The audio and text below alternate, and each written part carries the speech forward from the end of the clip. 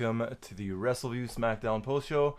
My name is Roy Nemer. I'm flying solo for today. I'm your Wrestleview.com SmackDown recapper, and thank you for everyone for joining. So we have a couple of people in the chat already. I could see that's good. Just gonna wait a little bit to get a couple people more, and we'll get the shout outs in.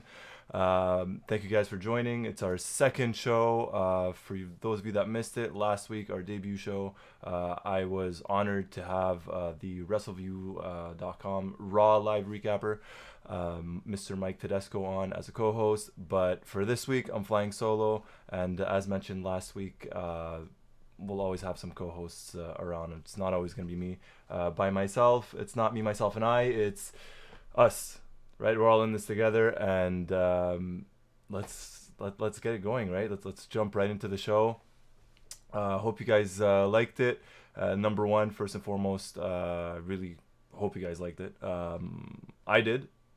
For those of you that followed the SmackDown recap, I was, I enjoyed the show. Some stuff happening there. Build up to the Elimination Chamber, and a bit more with WrestleMania, but something I want to talk about later on, I'm going to get to. No Edge, which I was pleasantly surprised about. No Edge on the show tonight, which I think is a good thing, but we'll get into it. Let's start off with what I enjoyed the most, which I guess in a way is what started the whole show off. Roman Reigns.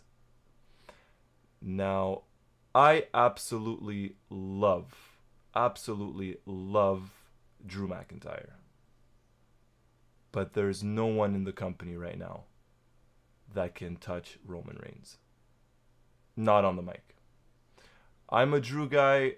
I was never Roman's biggest fan, but darn it if he hasn't won me over since coming back. What was it, SummerSlam? He's totally won me over. We start off the show tonight with Roman Reigns coming down, Adam Pearce in the ring, and Roman just cutting this whole promo about how, he's the guy. I'm not going to wait for you. You're going to wait for me type of thing. I'm not waiting for Edge. You have the contract.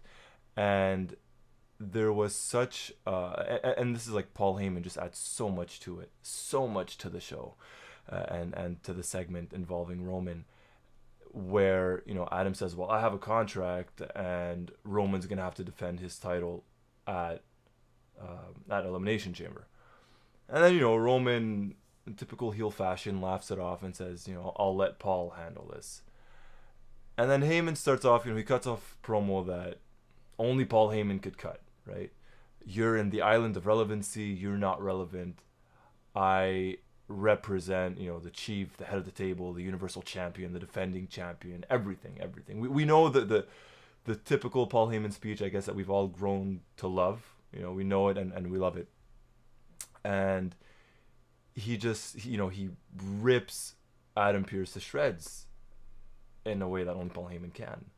And, he says something along the lines of, yes, it states in the contract that Roman Reigns must be there for, big events, right? The big occasions.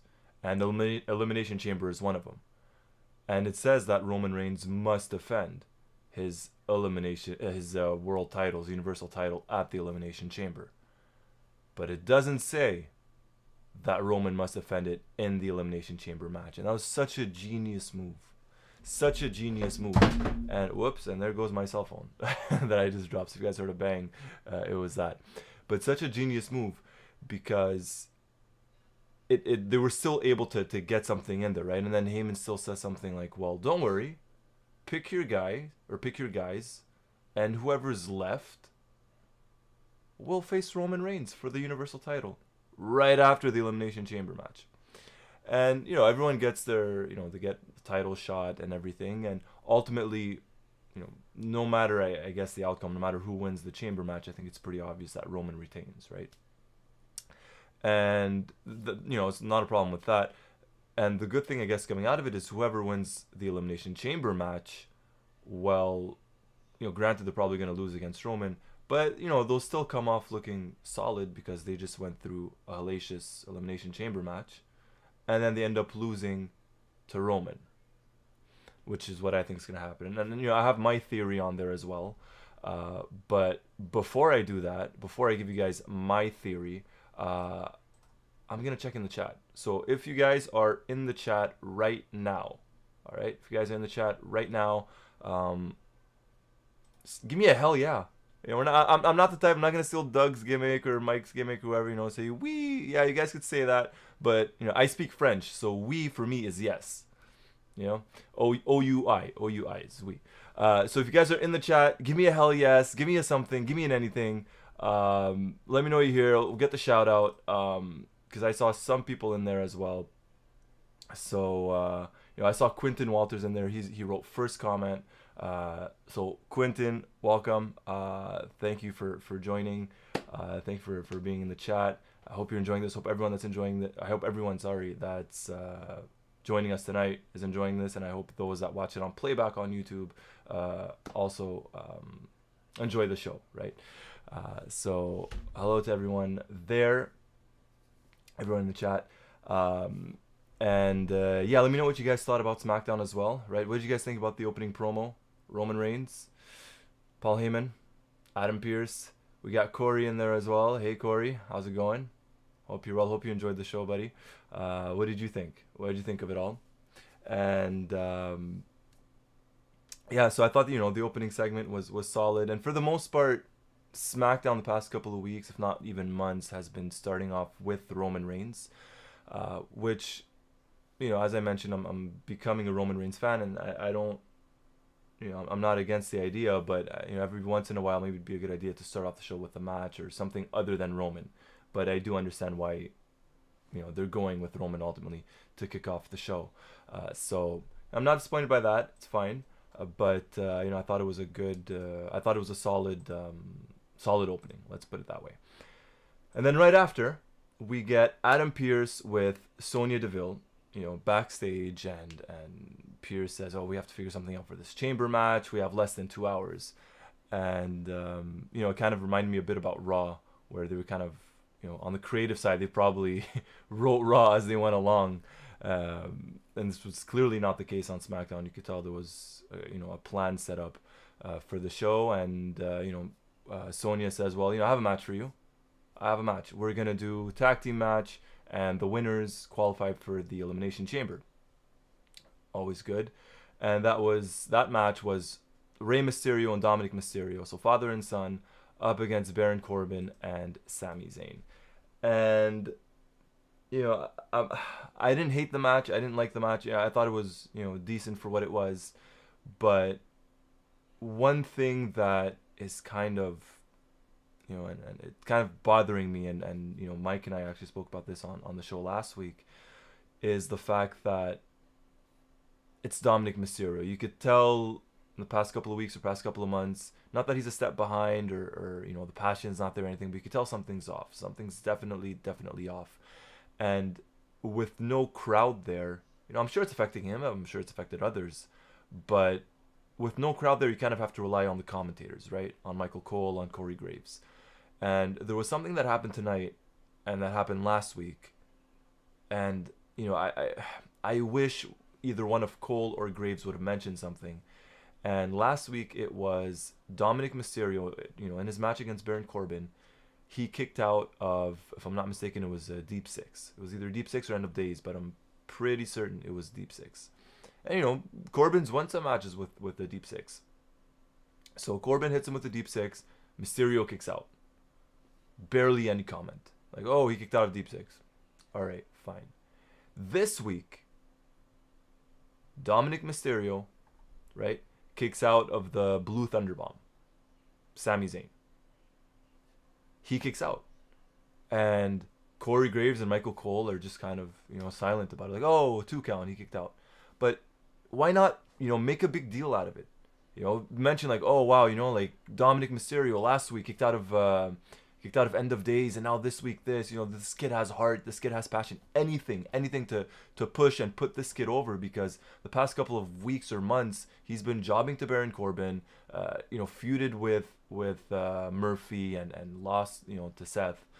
So creative-wise for him, it hasn't been good. with no fans, still a young kid, raw talent, good talent. It's there. You could tell the kid is really, really talented, and he's trying, but you could tell he just needs that little bit more, more of a push, right? More of a push. And I was surprised and kind of disappointed as well. The commentators didn't mention it, didn't mention that. Hopefully they do, or else you just have these superstars that kick out of these finishers or co-finishers, if you want to call it, and there's nothing to it, right? There's really, really nothing to it. But anyway, so back to the match. The match itself was decent. You have Rey Mysterio and Dominic that land the 619, the double 619 on Baron Corbin, and Sami Zayn continues his whole conspiracy theory, which I actually quite enjoyed for the first time probably ever. I'm slowly beginning to enjoy Sami Zayn's conspiracy theory promos, let's say. Kind of enjoying them. I like the whole management and the referees want you guys to win so they can push the product and push the product a lot more in Latin America, but that's not gonna happen because we're gonna win and this and that. So I thought it was a pretty cool opening or promo right before the match. As for the match itself, Sami Zayn gets the pin, right? Sami Zayn gets the pin with the haluva kick on Dominic, and I kind of wish, if I'm nitpicking, and I'm kind of nitpicking here, but I kind of wish it would have been Rey Mysterio that lost the one for his team, the match for his team, and not Dominic. Just I feel like Rey could afford to get pinned. Dominic maybe not so much.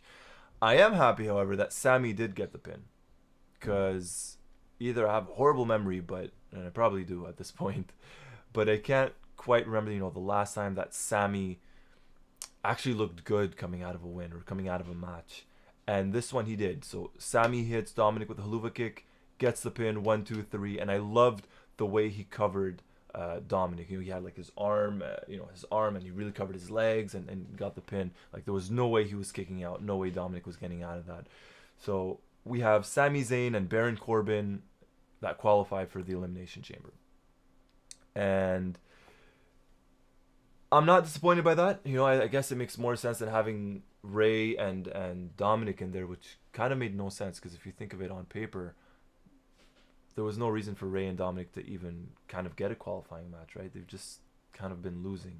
Last week, aside where Dominic, I'm not going to say cheated, but obviously got help from his father to get the win from Rey.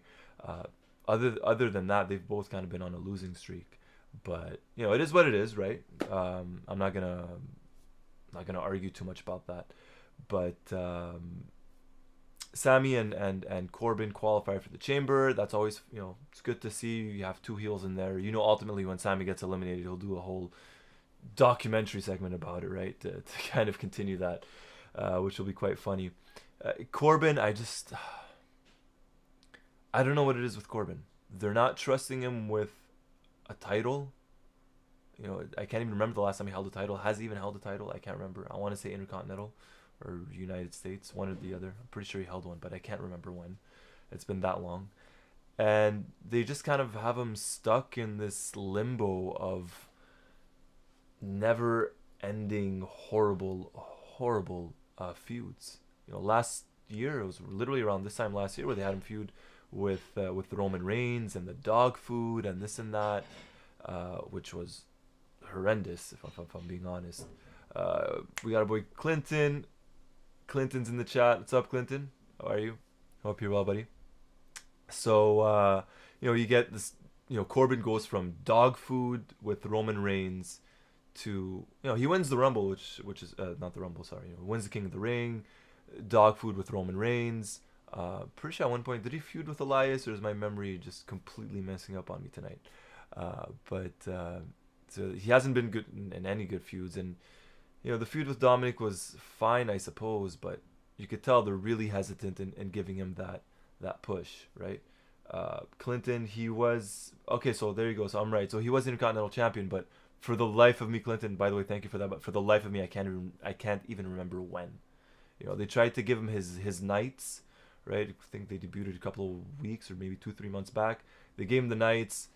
Boom, kind of disappeared on that. He's on his own. No mention of them whatsoever. Just flash in the pan, disappeared. And you have Corbin in there alone. All right, fine, but give him something. Either give him a mouthpiece, give him a manager, or do something with him. Because at this point, we're spinning in circles with Corbin, and the guy has heel potential. The guy has heel potential, but they're not pushing him. I don't know what it is. What do you guys think? What would you guys do with Baron Corbin? Right, Corey, Clinton, everyone else in the chat, right? What would you guys do with Baron Corbin? Clinton's correcting me on this, kind of, I think. So he was on Raw, definitely. Baron Corbin was on Raw. I do remember that. I think it was at least last year, right? Then before he got drafted to SmackDown, but when they faced off, there you go. So Corey's confirming what I said. Thank you for that, guys. But what would you guys do with Corbin? Do you keep him on SmackDown? Do you have him feud for the Intercontinental title? Do you ship him back to Raw? Do you send him to NXT and just have him completely annihilate everyone and become the ultimate heel? What do you guys do with Corbin? I have no clue at this point. I'm being very honest. I don't know. If you're gonna have him feud with Big E, you have to have him win the belt, win the Intercontinental title, and then put a rocket on Big E. We spoke about this last week. Put a rocket on Big E. Have him win the title at SummerSlam or something. You got to do something, because their mid-card, that Intercontinental title or that mid-card, the entire section, it's not getting any better. And we're going to talk about that in a little bit. Clinton says, think Corbin should be going up against Big E.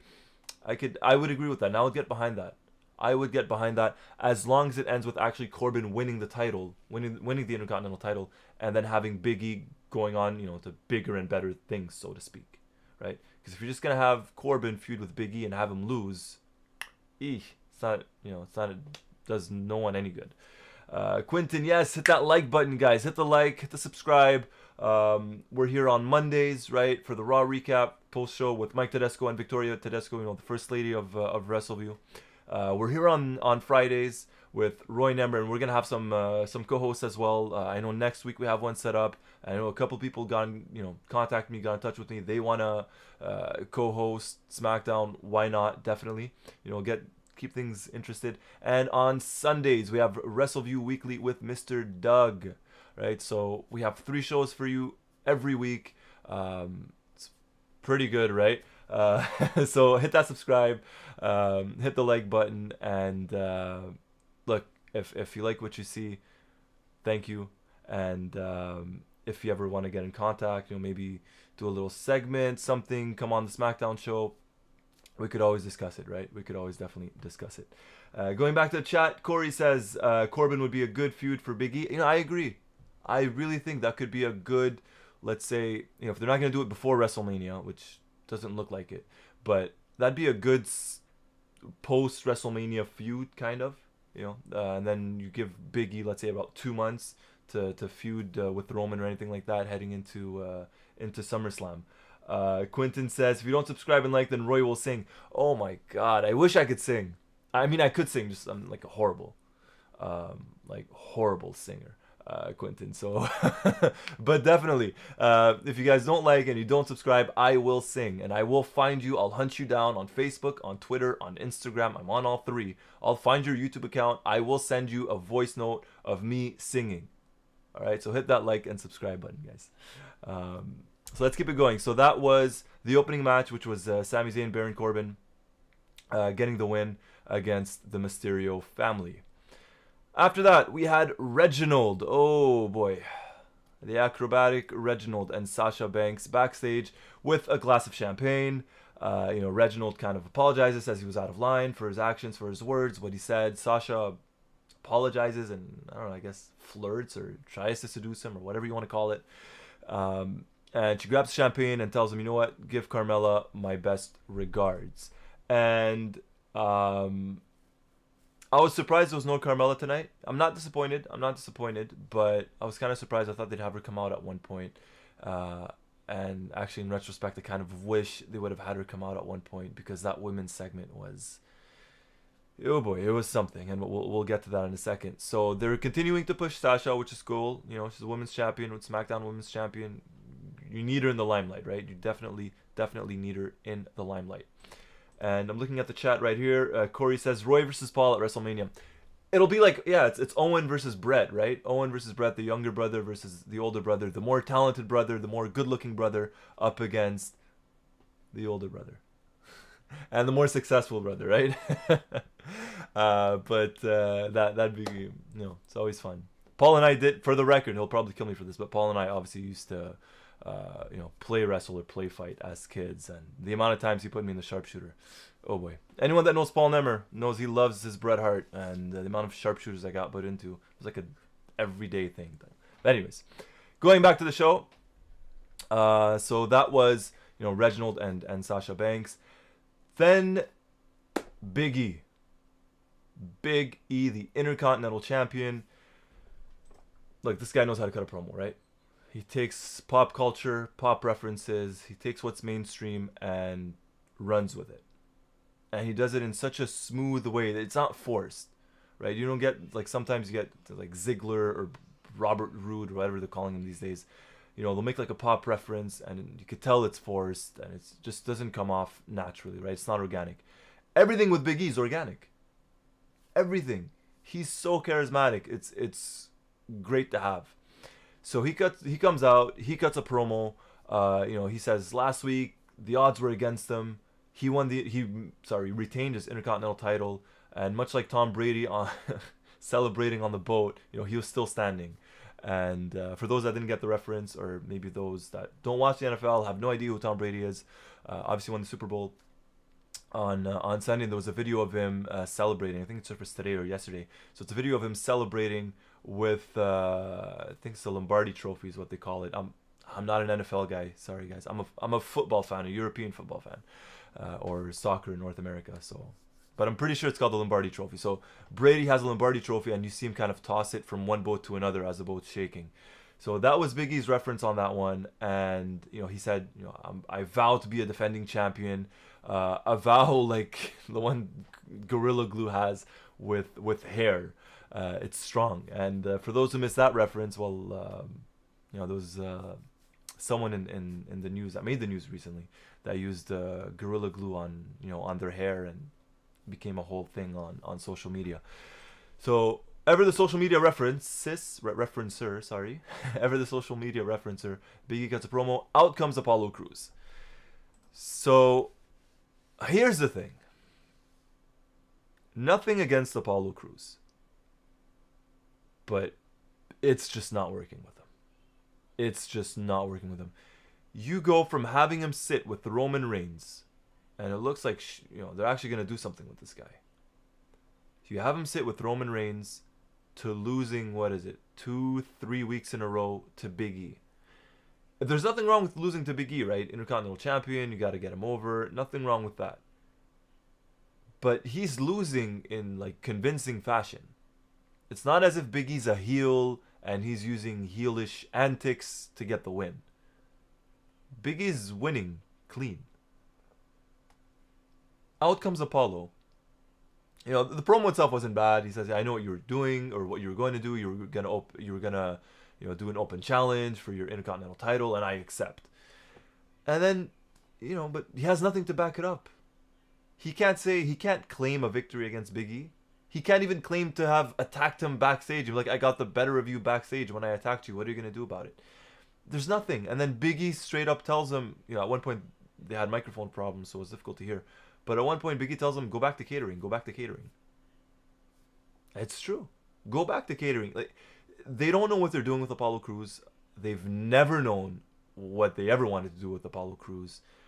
And whether that's on creative or that's on Apollo Crews, I don't know. But it's just not working. And it could be one of those things where, and I'm not a big fan of this, but it might work. It might help his career. If you ship him off, or you ship him to NXT, maybe he's just not made for Raw and SmackDown. Maybe he's like, and no disrespect at all, and I don't mean this in a bad way, but like Finn Balor. Finn Balor, the demon gimmick aside, didn't really work. Didn't really work for him. It's working. It's doing wonders for him on in NXT. Maybe Apollo Crews could benefit from being on NXT for a while. Have him run riot there or do something, because it hasn't worked on Raw. It hasn't worked on SmackDown. Pretty sure he's been on the main event show as well. Probably hasn't worked there. If they still had velocity in Sunday Night Heat, probably wouldn't work there either. So they got to figure something out. They absolutely have to figure something out. Andrew's in the chat. Hey, Andrew, how are you, buddy? Hope you're well. Thank you for joining us. Loved your cameo there on Monday. Glad to see you're still alive. Victoria didn't completely chew you up, and obviously I say that jokingly, but nice cameo on the show, Andrew. On Monday, for those that missed it, Andrew was on the Raw Post Show with Mike and Victoria. You can check it out in the archives, and he's joining us today. So hi, Andrew. Thank you for joining us, buddy. So that was the promo involving Big E and Apollo Crews.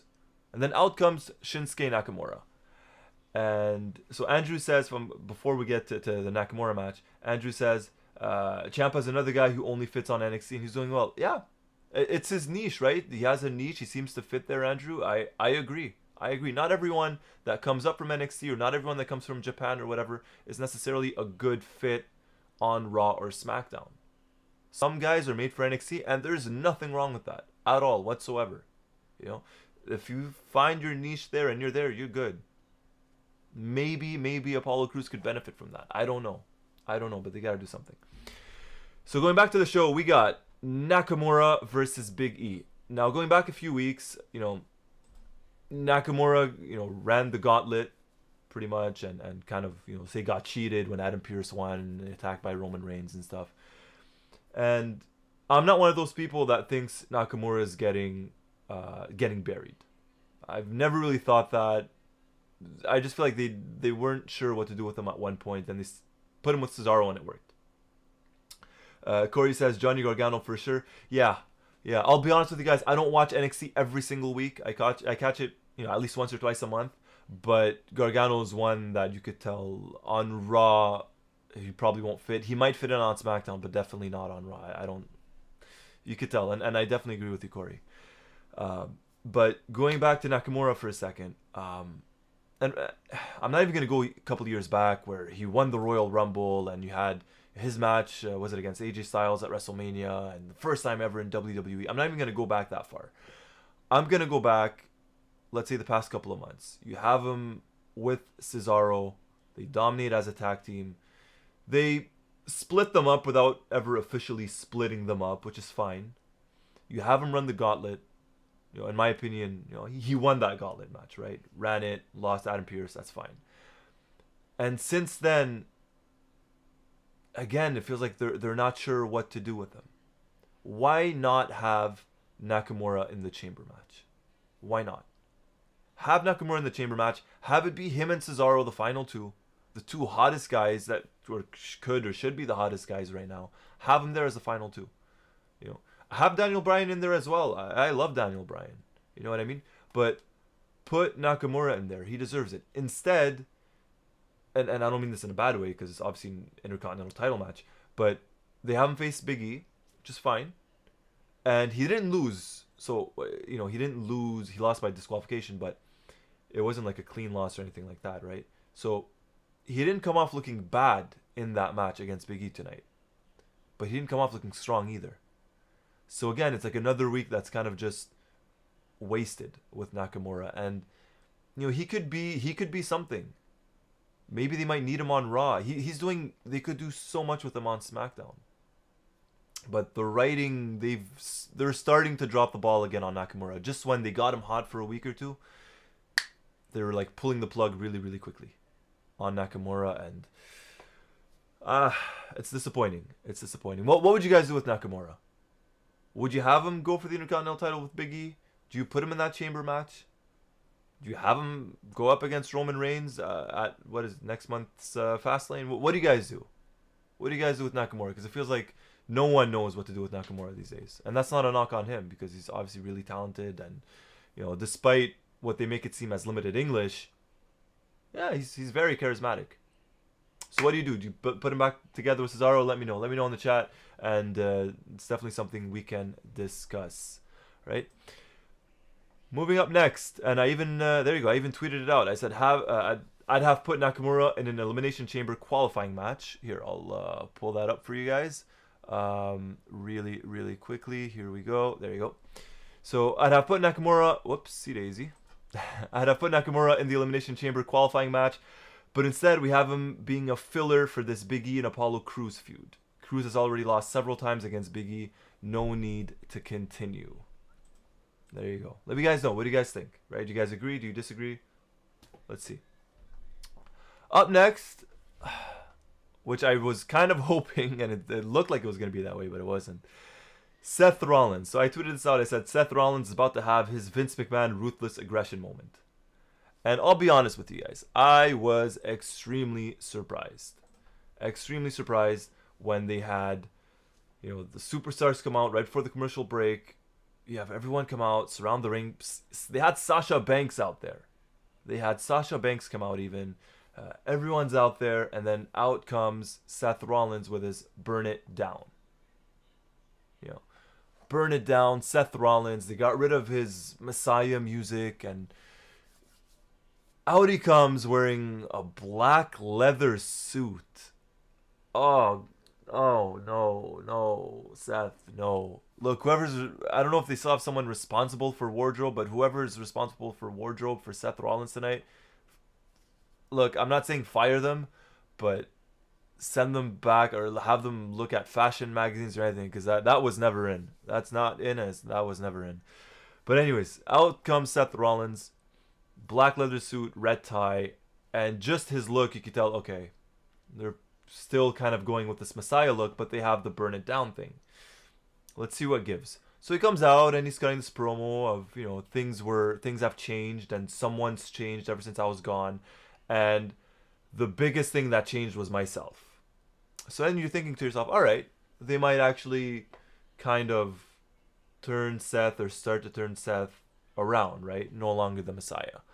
He says, I have a beautiful daughter, as you guys may have heard, and she's changed me and this and that. So that's good, right? And then it just went bad. It just went bad. We revert to the old Seth Rollins. Everyone leaves ringside. By the way, we had no explanation as to why everyone was at ringside. But anyways, everyone leaves ringside. Cesaro stays there. And then you're thinking, okay, they're either going to have Cesaro join Seth, which I hope does not happen, or we're going to get a Seth and Cesaro feud. So Cesaro's there, and he laughs and he shakes his head and he leaves, and then Seth attacks him. So, the seed has been planted for a Seth and Cesaro feud, which I would like to see. I would like to see if done properly. And with creative these days on SmackDown, I'll give them the benefit of the doubt. I'm an optimistic person. I think if they do it well, it'll be done well. As long as they keep this momentum going with Cesaro. That's what they have to do. But as for the Seth segment itself, I won't even say, I'm not going to say avoid it, but you won't miss anything if you don't watch it. So for those that did not watch the Seth segment and are listening to us now or watching us now, you did not miss anything. You did not miss anything. But just looking at the chat really quickly, so Corey says, he came out to the Burn It Down theme, thought it was going to be the Messiah theme. That's what I thought too. I thought they were going to start off with Burn It Down, then turn it into the Messiah. It wasn't the case. It was this Burn It Down theme. It stayed as Burning Down theme. This is a Burn It Down theme, sorry. But, yeah. And Andrew says, Seth is meh. Yeah, I'll be honest with you guys. Nothing against the talent, Seth Rollins, but his character hasn't done it for me. Hasn't done it for me for a while. I can't get behind him. I try and get invested in his character or characters or whatever in his matches, and his matches aren't necessarily bad, but I just can't seem to get invested into Seth Rollins at all. Last time Seth Rollins was entertaining for me, I can't even remember. They got to figure something out though. They absolutely have to. You know what? I'll say the last time it was entertaining was his feud with Brock Lesnar. That opened up the show. Was it 2 years ago now? It opened up WrestleMania, was it? So, there was that. That was probably the last time. Going back to the chat really, really quickly. So, Quentin says, have Nakamura in the chamber match. I agree. right? Have him in the chamber match for sure. Thought it was strange he wasn't involved in the qualifying matches, Andrew. Totally agree, buddy. Totally agree. I would have much have preferred to have Nakamura in there rather than Rude and Ziggler, and we'll get to those two in a minute. Andrew says, yeah, Seth sure has changed. Yeah, I feel like with Seth though they've kind of toned it down a level. I think they realized what they did with him the first time around was slightly over the top. I think, or I hope anyways, they're toning it down just a little tiny bit. And Quentin totally agree. Rollins' outfit was meh, to say the least. Totally agree. Quentin says like the Tedesco curtains. Oh, that was a low blow, buddy. That was a low blow, Quentin. But you know what? I'll accept it. I like it. I like it. Andrew says, can Seth go home already? Yeah. He's no longer Mike's problem on Raw. He's my problem on SmackDown right now. So, what are you gonna do? Yeah. So, that's Seth. Doesn't look like they're changing much with him anyway. So, we're gonna have to deal with it for now, right? We're gonna have to deal with it for now. After that, we got Bayley against Liv Morgan. So, all right. I'm enjoying what they're doing with Bayley, kind of. Ever since they had her lose the women's title, I think she's just been a lot more tolerable lately. I love the whole ding dong skit, the segment they had with her a couple of weeks back with Bianca. I thought that was brilliant. Really loved it. Really enjoyed it. Since then, she's just kind of had these matches, or she's just kind of been like floating in between things, which is fine, because they still have a bit of time for WrestleMania, but it's time to start preparing for her. And the reason why I kind of went like this was not for Bayley, but for the Riot Squad. And ever since, and we spoke about this, Mike and I spoke about this last week, ever since they got the Riot Squad back together, I can't remember them doing anything of note. I can't remember them winning a tag team match. I can't remember them winning a singles match. Liv, I'm not going to say she impressed me out there tonight, but it wasn't a bad match. Her and Bayley was good. It wasn't bad, don't get me wrong, but another loss. And yeah, it was a loss with, I guess, another distraction involving Billie Kay. And I'm a Billie Kay fan, right? Before Quentin kills me, I'm a Billie Kay fan, but it feels like they're not sure what to do with Billie Kay, and it's the same segment over and over again every week with her and the Riot Squad, and every week it's the same thing. She gets involved, they lose. She gets involved, they lose. And at one point, something's got to give. Something has to give with them. Either have them win, or have one of them turn heel, or have Billie Kay turn heel. Something, anything of note, please, anything of note. Andrew says the Riot Squad are on a downward spiral. I mean, honestly, for a hot minute they were contenders. They were at one point, like, you could, or I wouldn't say contenders, but you could tell for a second, like, okay, maybe they might do something with these with these two, and they just didn't. And Corey says Roy loved it when Bayley was champ.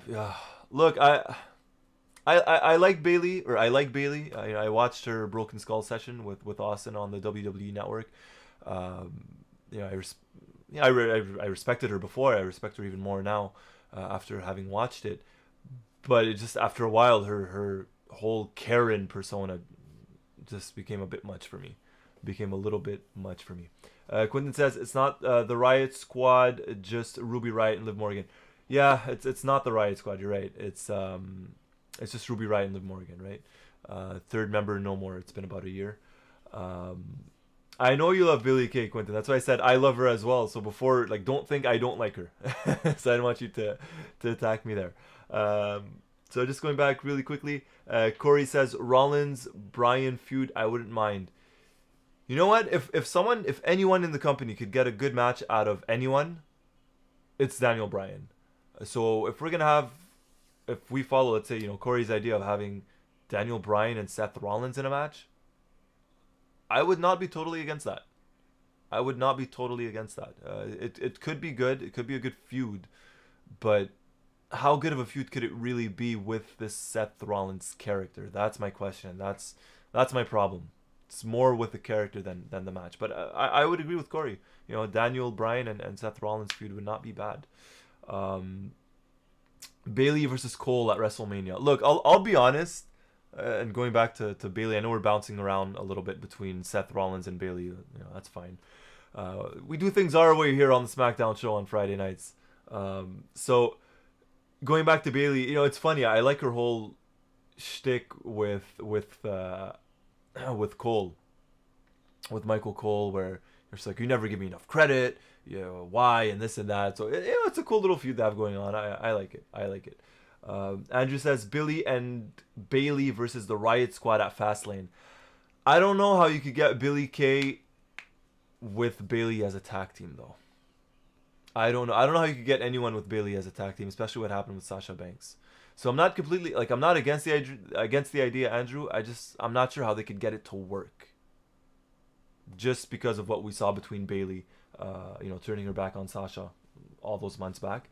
And if you're gonna put Bayley in a tag team, why even split up the Iconics? What was the point of that? What was the point of splitting up the Iconics? It made no sense whatsoever. But anyway, so that's my little Billy Kay and Bayley. I'll say mini rant. I'll say mini rant. Up next, we had the Street Profits against Otis and Gable. I don't know who needs a victory more. The Riot Squad or Otis and Gable. Because I can't remember a single match that Otis and Gable have won. Not as a tag team, not as singles competitors. It made no sense to me. And what was the point even, and I know Mike and I mentioned this last week, so I'm not going to get into it too much, but what was the point of even breaking up Heavy Machinery, Otis and Tucker? If you're going to put Otis with someone, and no disrespect to Chad Gable, but if you're going to put Otis with someone with zero charisma and have them lose every week, what's the point? What is the point? It makes no sense whatsoever. Zero. So you have a tag team like the Street Profits, who you can't really have lose, right? These guys are probably the hottest tag team they have. Definitely the most entertaining. You have the most entertaining tag team, the hottest tag team they have, who cannot lose, go up against a team that needs a win. And you know, while the match wasn't bad, Gable had the upper hand for a while on Dawkins, and Otis had his Caterpillar and stuff like that. But these guys need a win.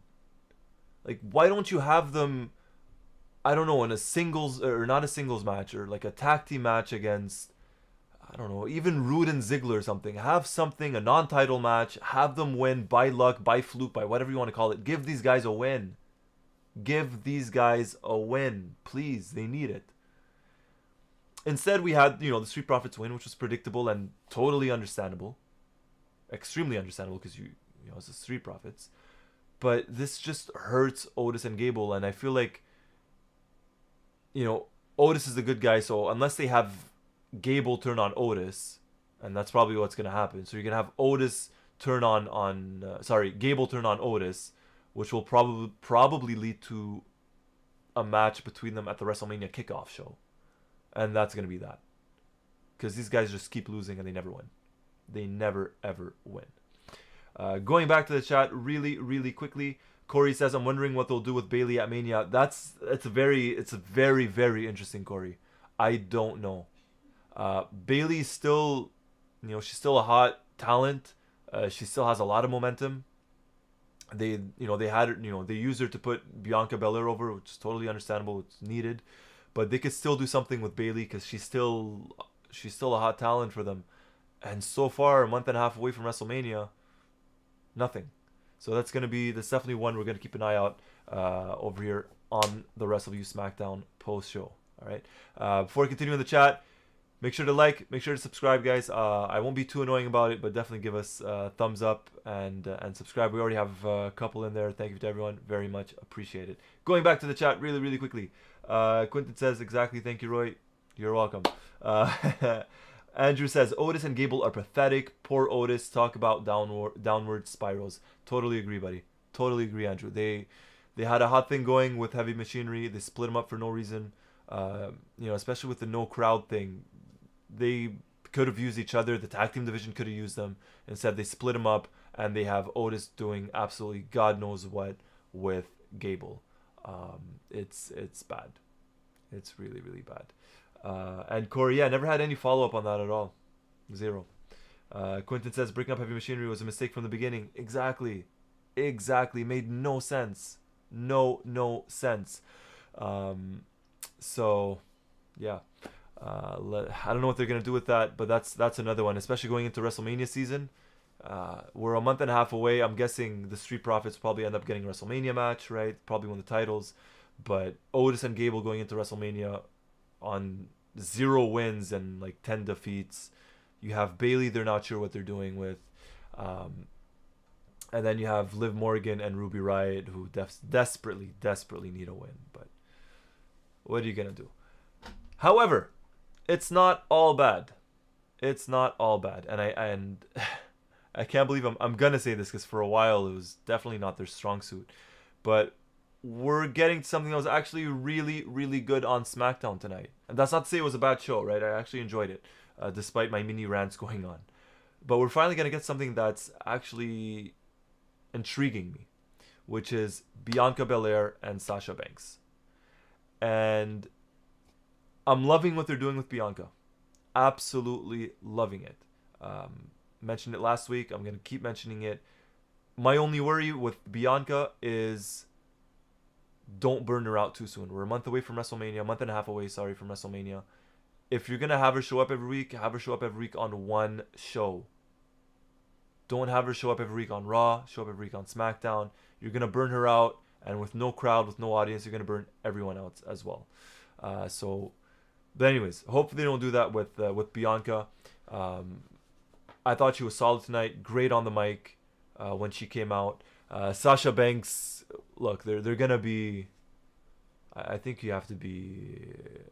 It has to be like the worst booking in the world if they finally decide not to have Bianca Belair up against Sasha Banks at WrestleMania. Worst booking in the world if they don't go with that. So I think it's pretty obvious. It's pretty obvious they're gonna go with it. I mentioned it last week. I'll mention it again.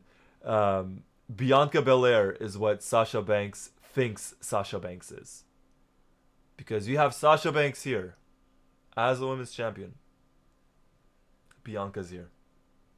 She's more entertaining, more charismatic, more, I'll even say, maybe better in the... I don't know if she's better in the ring. What do you guys think? But it is definitely interesting. Andrew says, very interesting what they are doing. It is very, very interesting what they're doing with Bianca Belair. She's on fire right now. She can do no wrong. And you can tell the way they're building up her and Sasha, I think they're doing it fairly well, in a good way. My only problem with this segment did not come from Sasha Banks or Bianca Belair. My problem with the segment came from Nia Jax and Shayna Baszler. And actually not even Shayna and Baszler, but yeah, Shayna and Baszler. If you're going to have the women's tag team champions, who, let's be honest, has been a disaster of an idea, or poorly executed. Maybe the idea of having women's tag team champions was a good idea, but it's been poorly executed from the beginning. So you have a dominant tag team, a very dominant tag team in Nia Jax and Shayna Baszler. And you want to get these tag team titles some exposure. And I might sound like Mike right now, and I hope I do. But why not advertise it? Advertise that you have, and by the way, I don't mean it in a bad way that I'm going to sound like Mike Tedesco, our Raw recapper. Make sure to watch us on Mondays, YouTube, Raw, Mike and Victoria. But anyways, I'm going to sound like Mike, but why not advertise it? Why not advertise that you're going to have the SmackDown, that you're going to have the women's tag team champions on SmackDown? Why not mention that? So they don't mention it. They have Nia and Shayna come out. And Shayna actually makes a comment, which she's right. She says, Bianca, you won the Royal Rumble, but the night you won the Rumble, we became two-time women's tag team champions. Yet no one talks about us. And it's true. She's right. Nothing at all. So what's sad about it is, obviously she's right. But what's even more sad is the fact that after she said it, they got humiliated. You have the women's tag team champions get humiliated. I don't care if it's by Sasha Banks, the SmackDown Women's Champion, or that it's by Bianca Belair, probably the hottest women talent they have right now. I don't care too much about that. And sorry, I was just looking at my smartwatch, and I guess my heart rate went up. It said you got your heart rate up. That's why I went like this. So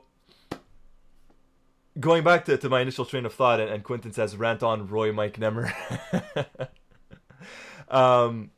So you have the women's tag team champions come out and get humiliated. And it's not the fact that they got humiliated by the SmackDown champion or the hottest talent they have in Bianca Belair, but it's the fact that they got humiliated at all. Why? What's the point of that? If you're going to have them come out, then don't have them interrupt Sasha and Bianca. Or if you're going to have them interrupt Sasha and Bianca, make sure it's a fight and no one comes out looking weak out of this. Because it makes no sense.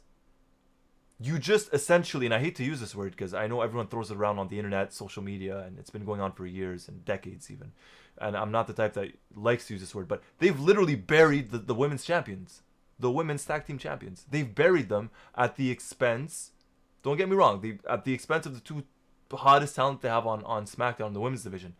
But it could have been completely avoided. Instead, you just buried your champions and have fun sending them back to Raw and making them look like, badasses, so to speak. It's not gonna work. And this whole Nia Jax, the whole comic relief, their my hole hurts and all that stuff. Like Andrew said, they tried to overdo it. I wasn't a fan of it on Raw. Not a fan of it now. And knowing Vince McMahon, it's probably something that's going to last for a while, unfortunately. Looking at the chat, Quentin says, Bianca is more entertaining than the whole division combined. I agree. I fully agree. If we're talking Raw and SmackDown, both combined, yeah, Bianca Belair is hotter than anything on there. I can't comment on NXT. I'll be honest, right? I mentioned this earlier. I don't always watch NXT, so I can't comment, and I don't want to comment on something I don't know too much. But if we're talking Raw, SmackDown, Bianca Belair head and shoulders above everyone right now. Everyone. Charlotte Flair, Lacey Evans, Asuka, Alexa Bliss. I'm a fan of all of them, but head and shoulders above the rest. Corey says, I like this Roy rant. Thank you. Thanks, buddy. Andrew says, also hope they don't put Bianca and Sasha as a team together. You know what, Andrew? I truly fear you're right. That next week on SmackDown in a non-title match or a title match or whatever, we get Bianca and Sasha as a tag team. You feel like it's inevitable. They're gonna do it. They're gonna partner them. They'll put them together at one point before WrestleMania. I just hope if they do it, it's a one-off thing. I truly hope so.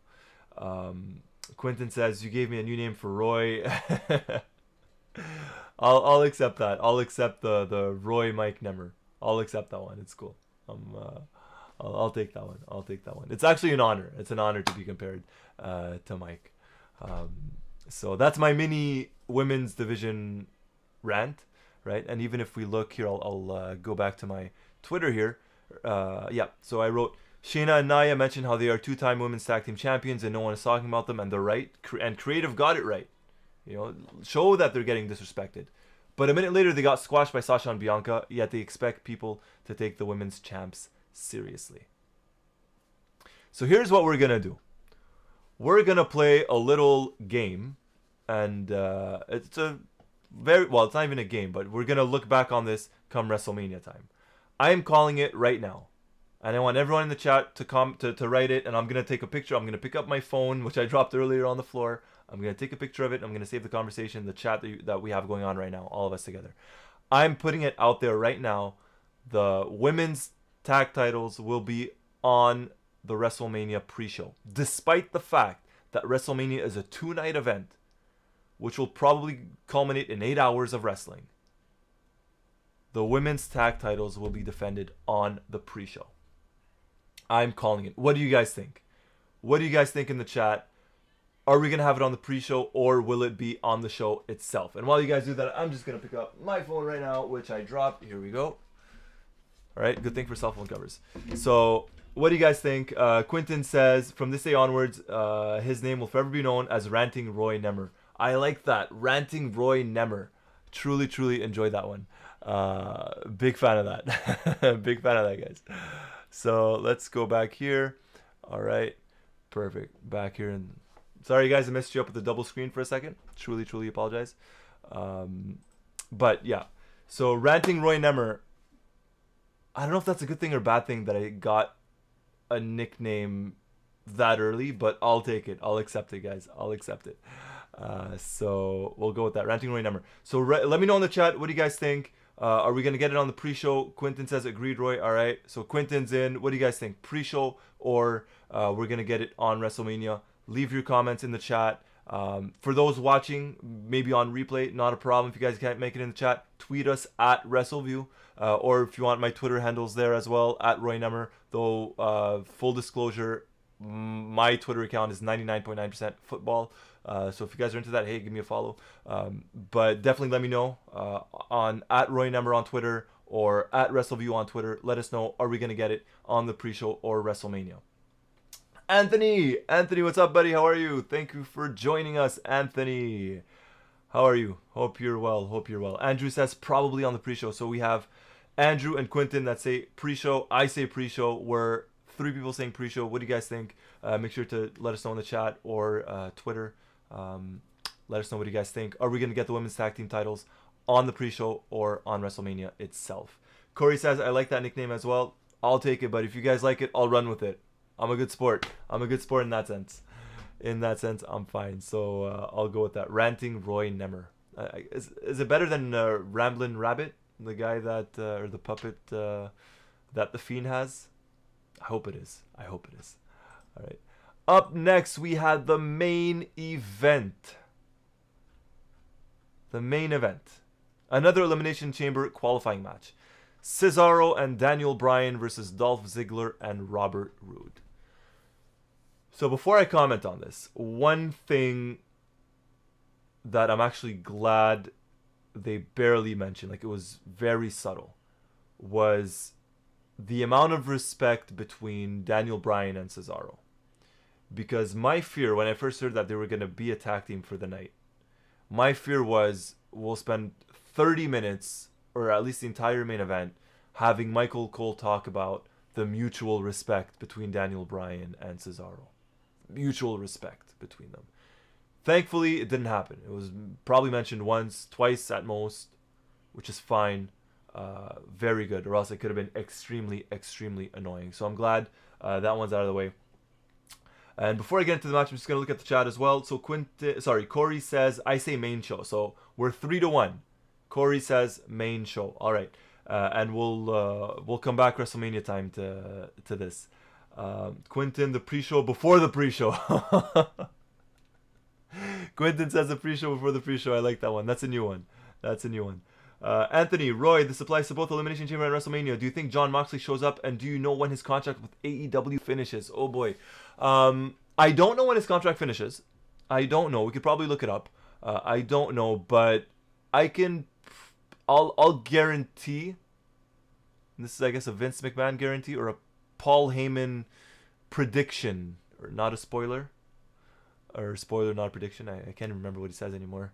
I don't think Jon Moxley shows up either at Elimination Chamber or WrestleMania. I don't think so. I think I'm not gonna get into AEW right now. I think he's in a good spot with them, and obviously they say never. That's not to say I don't see him ever coming back to the WWE, but I don't see him coming back just yet. If he does come back ultimately, I don't think it's just yet. Probably not just yet. All right. But good question. Hey, you never know, right? You never know. They might surprise us, and because WrestleMania is always full of surprises, and they generally knock it out of the park. So you never know. It could happen, but I would be surprised, Anthony. I'd be surprised about that. Right? I'd be surprised. So on to the main event. The main event of the evening. And Andrew, just thank you for mentioning that, Andrew. So 2022 with an opt-out in his contract. So he still has about another year left. So that was my horrible Bruce or Michael Buffer impersonation. So time for the main event of the evening. Cesaro, Daniel Bryan, Dolph Ziggler, Robert Roode. Oh boy. And I feel like I'm saying oh boy a lot tonight, despite the fact that I actually enjoyed the show. Dolph Ziggler, Robert Roode, mentioned this last week. I'm going to mention it again. How or why are they tag team champions? Why? Why couldn't they have kept the titles on the Street Profits, or have the Street Profits lose the titles, but have them lose it to, let's say, Heavy Machinery? Instead, we have Ziggler and Roode. By the way, Roode's someone that just never worked on Raw or SmackDown. Should have stayed on NXT. And Ziggler just hasn't worked, period, for a good 10 years now. But we have these two guys as tag team champions, and let's be honest, I don't care about them. About the tag team titles, I mean. And you have them in the main event, and it's just... Why? Why have them in the main event? You couldn't think of two other people? You really couldn't think of two other people. Anyways, enough about that. As for the match itself, it wasn't bad. It wasn't a bad match. I like the fact that they had Sami Zayn and Baron Corbin come out, right before the commercial break, and you could kind of tell what they were building at after the match. So Bryan and Cesaro get the win. By the way, that's 2 wins in a row now for Cesaro. So 2 consecutive weeks where he wins with the sharpshooter. So I do wonder if they're going to make that kind of his finisher, right? Along with the neutralizer. So I'm very glad that it was Cesaro that got the win for his team and not Daniel Bryan. Not that I don't like Daniel Bryan, but I think Cesaro getting the win for his team does more for Cesaro than would for Bryan if he got the win for his team. So I'm glad for Cesaro. Then out comes Jey Uso from behind, hits him with a chair. Out, Sami and Corbin get involved as well, and then out comes Kevin Owens, who completely cleans house to end the show as Roman Reigns is watching backstage. So that was our main event. We had 3. Was it 3? Yeah, we had 3 tag team matches tonight, and those are usually reserved for Raw, but instead we got them on SmackDown. So we had 3 tag team matches tonight. They weren't the best, they weren't the worst. It was what it was, right? But to have it end the show and then Kevin Owens comes out, cleans house, it's fine. That's 2 weeks in a row now where they have Kevin Owens show up, the last segment, beat people up, and that's it. And I'm actually a fan of it. Not that I don't like Kevin Owens, not that I don't like him, don't get me wrong, but sometimes less is more. And in Kevin Owens' case right now, the less exposure they give him, the better. The less exposure they give him, the better. So you have him come out and end the show. And before I get into the Elimination Chamber and the 6 participants we have, I'm going to take a look at the chat really, really quickly. So Anthony says, I thought Seth Rollins would have returned as a babyface because it seems overall there's more heels than faces on the main roster. We need main event babyfaces. Don't you agree? I agree. So if we look at the babyfaces on SmackDown, you have, I guess, Kevin Owens, right? So you have Kevin Owens, you have Daniel Bryan, you have Big E, you have Cesaro, who they're turning into one, I guess, and Nakamura that's kind of floating on there. But the heels just have more of an impact. I don't know if there's necessarily more heels, Anthony, but I kind of get the feeling, and I think I agree, that the heels are kind of maybe overshadowing the baby faces, right? So you have a lot of heels on there. So Sami Zayn getting a lot of airtime. Baron Corbin getting a lot of airtime. And you have the Universal Champion Roman Reigns, who's the ultimate heel in the company right now and doing a fantastic job at it. Could they have used Seth as a babyface? Thing is, they could have, but I'm not sure if Seth works as a babyface. That's my problem. And that's my problem with Seth in general, is that I don't know what works for him right now. Honestly, I don't know what works for Seth. I truly don't. I truly don't. But look, turning him, and I guess honestly, Anthony, anything has to be better than this Messiah thing we're getting with Seth. Like, a babyface Seth has to be better than this thing. It has to be. It can't be worse. But yeah.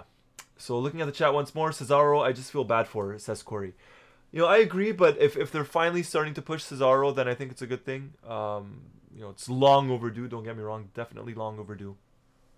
But it looks like he's finally getting his time right now. It's finally getting his time. Andrew says how many shots he's going to get. I agree. Anthony, Roy, when do you predict Dominic turning on his dad, or do you think it's the other way around, Ray turning on Dominic? I'm going to throw that back to you guys.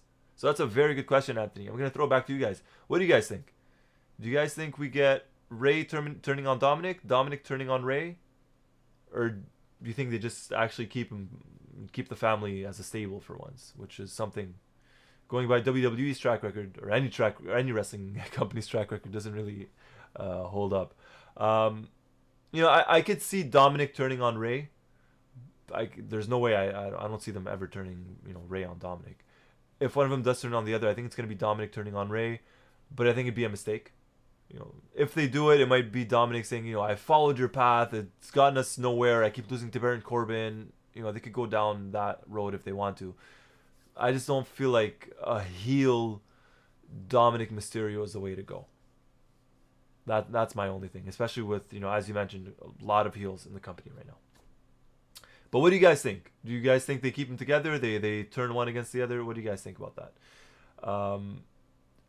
Corey says Murphy, I guess, a babyface.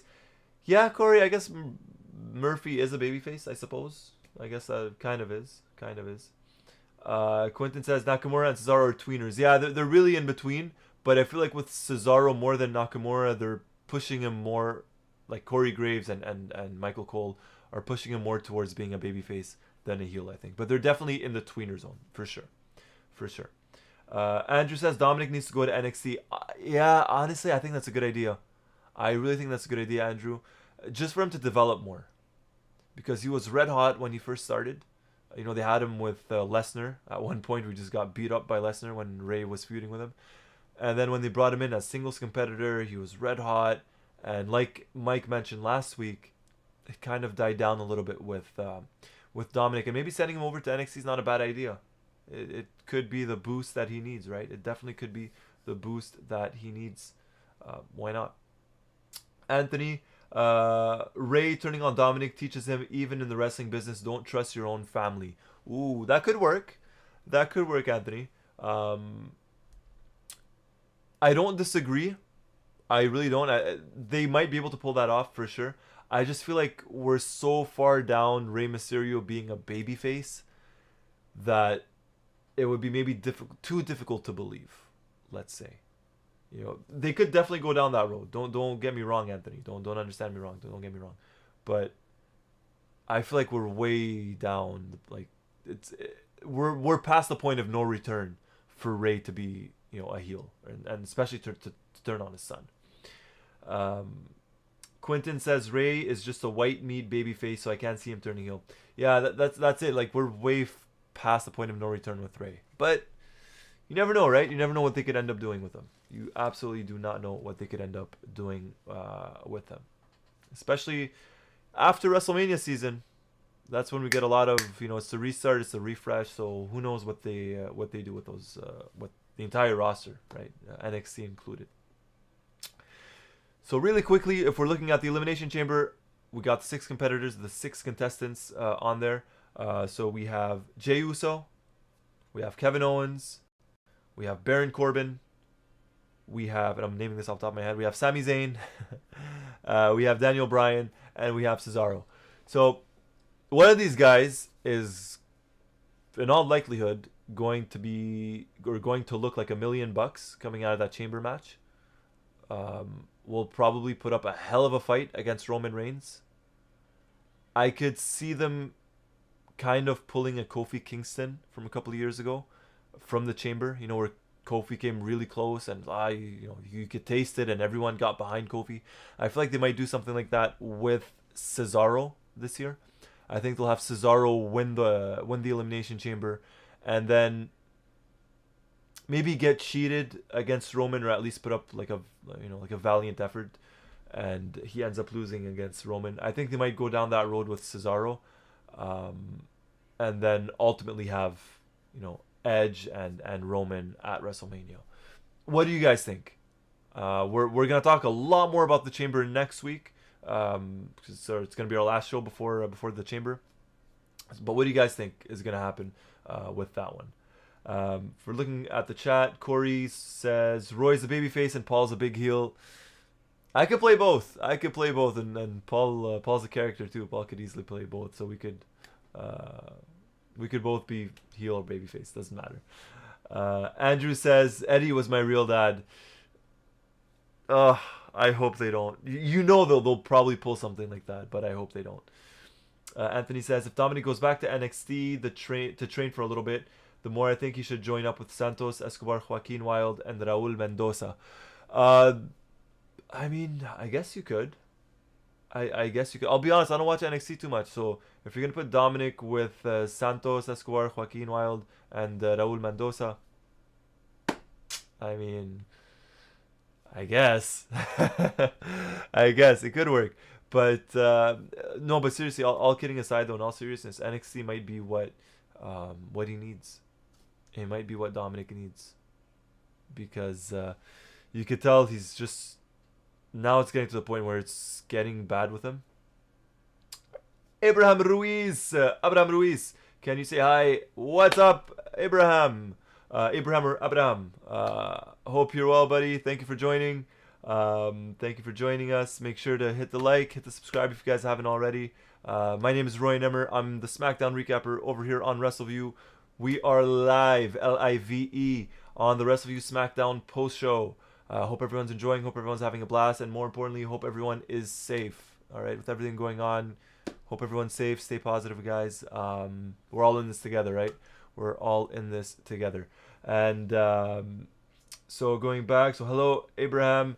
And yeah, so that's the 6 guys we have for the Elimination Chamber. What do you guys think is going to happen there? Any ideas? Let me know. Andrew says Cesaro wins, but Seth costs him the match with the Roman if they're going with that program. That's actually a pretty good idea. That's a very good idea, actually. I could definitely see that. Seth interfering, causing Cesaro the match. For sure, or beating him up before the Chamber match or after or something. It's a good program. That could definitely work, Andrew. I like that. Completely slipped my mind. Definitely agree with that, Andrew. Good shout out.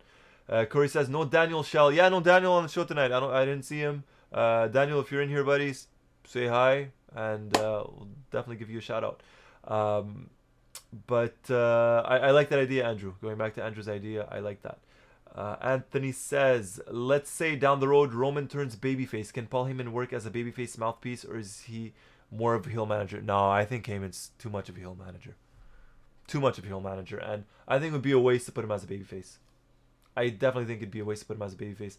And that's why I was kind of semi-excited, I suppose. Or not excited, but at least intrigued when I saw Apollo Crews sitting with Roman Reigns a couple of weeks back. Because if there's one person in the company that could definitely use Paul Heyman, it's Apollo Crews. It's definitely Apollo Crews. But no, to answer your question, you'd be wasting Heyman's talents as a babyface. You'd be wasting it. I think they stick him with Roman for a long time. I think it's the only thing that makes sense too. I don't think we'll have Paul Heyman split up from Roman Reigns before we get a crowd back in the arena. I think when or if they do it, we have a crowd there, and I don't think it's going to happen at WrestleMania. It's way too short. If they pull the plug on Heyman and Roman at WrestleMania, it's way too short.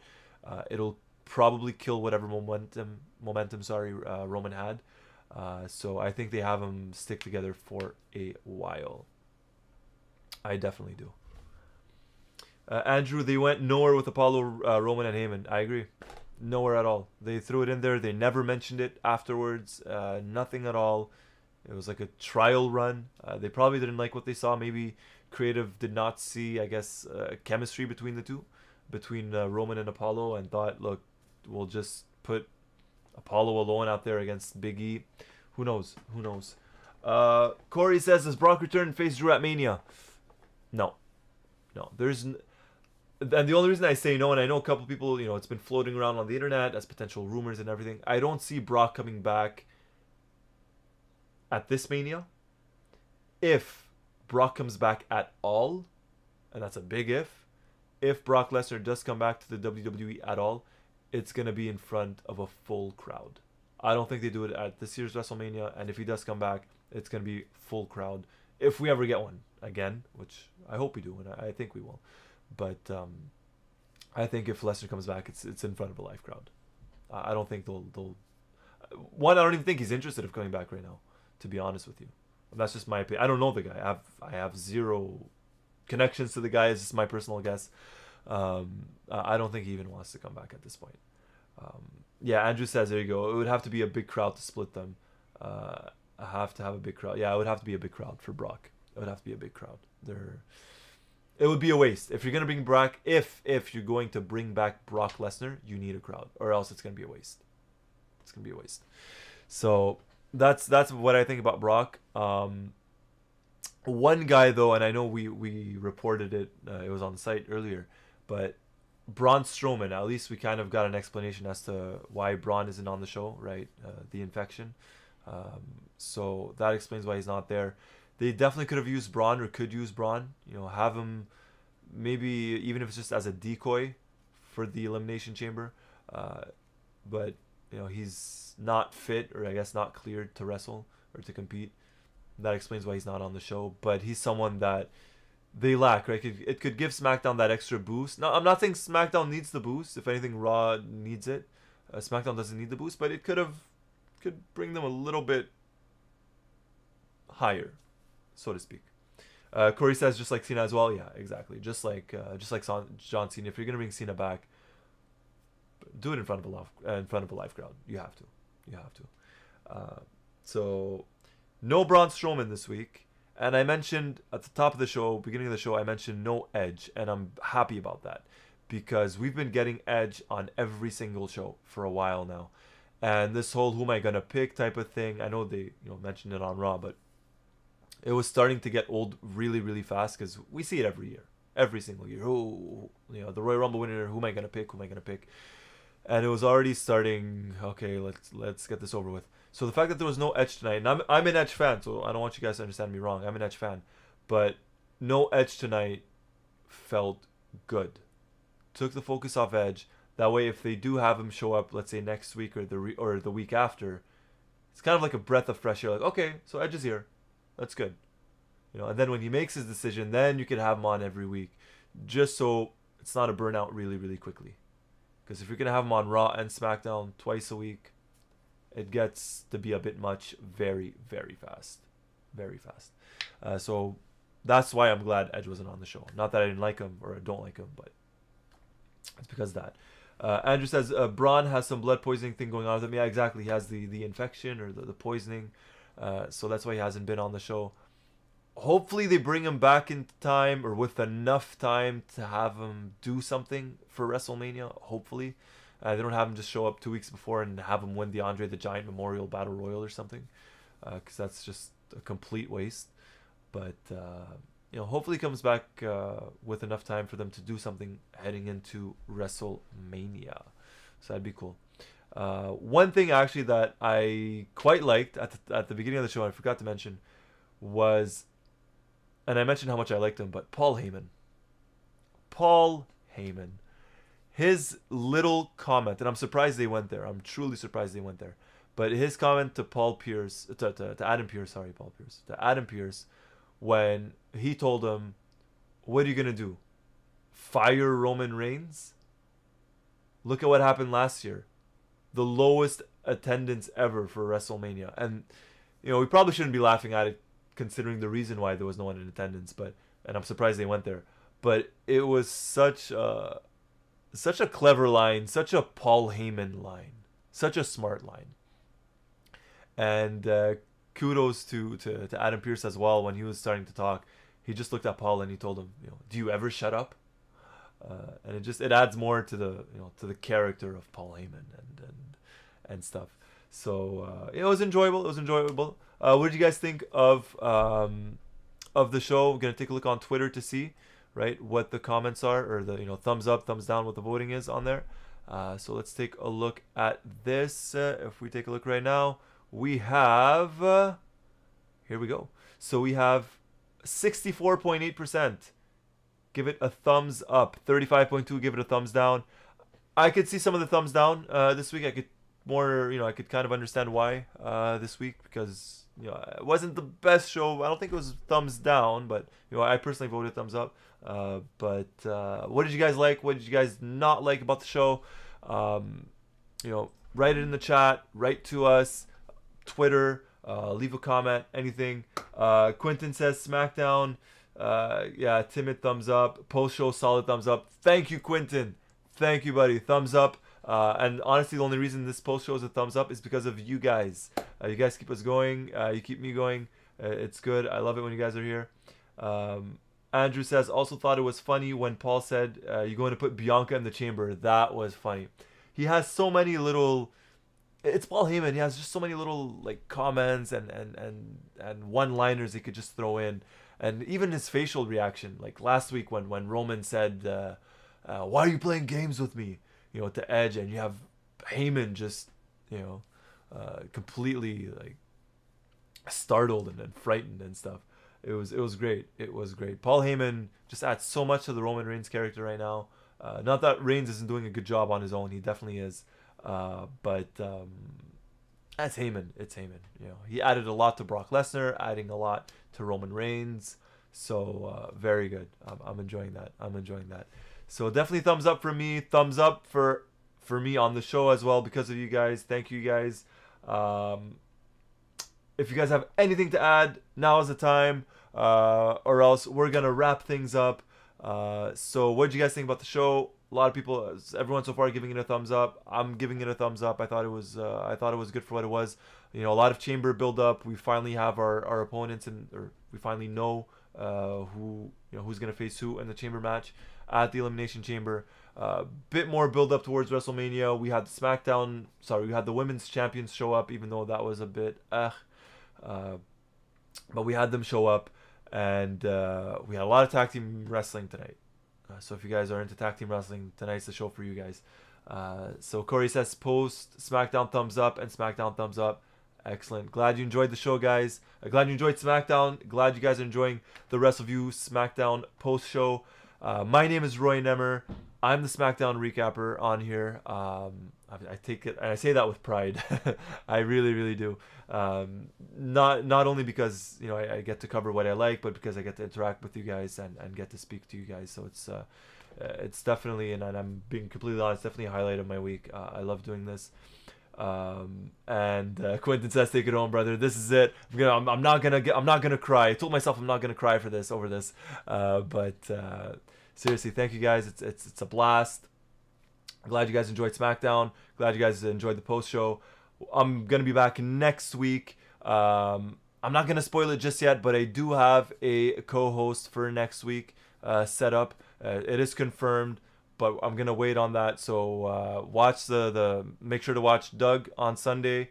Watch Mike and the First Lady of Wrestleview, Victoria, on Mondays for the Raw Post Show, and make sure to follow us on Twitter and Facebook.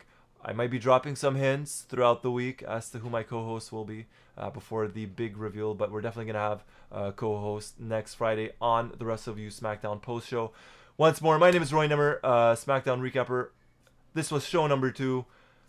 Love you guys. Take care. Be safe. And on to the show next week, number 3. And for those of you that did not send in your predictions, let me know once more. Are we going to get the women's titles, the SmackDown title, the women's tag team titles on the WrestleMania pre-kickoff show or the show itself. And that is it. My name is Roy Nemer. Thank you guys. Love you guys. And until next time, be safe. Take care. Love you guys.